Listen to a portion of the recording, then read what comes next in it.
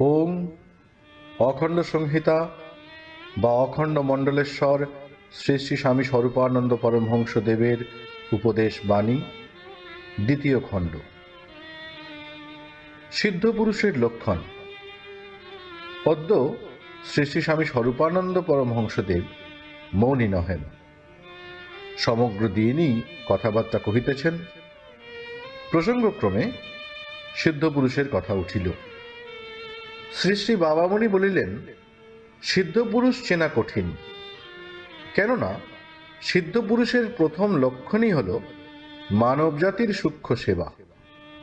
যার সেবা যত সূক্ষ্ম, তিনি তত বড় সিদ্ধ মহাপুরুষ। প্রশ্নকর্তা জিজ্ঞাসা করিলেন, তাহলে আমরা সিদ্ধ পুরুষের সঙ্গ করব কি করে? শ্রী শ্রী বাবামণি বলিলেন, তাদের সঙ্গ কাউকে করতে হয় না, তারা নিজেরাই সবাইকে সঙ্গ দেন।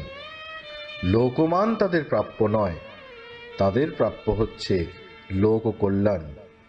যে ভাবে যার সংস্রবে এলে লোক কল্যাণ হবে, তারা নিজেরাই সেসব অবস্থা সৃষ্টি করে নেন।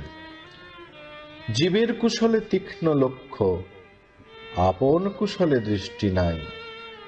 সকলের সাথে সমান সখ্য, সিদ্ধ পুরুষ সেথাই পাই। হরি ওম।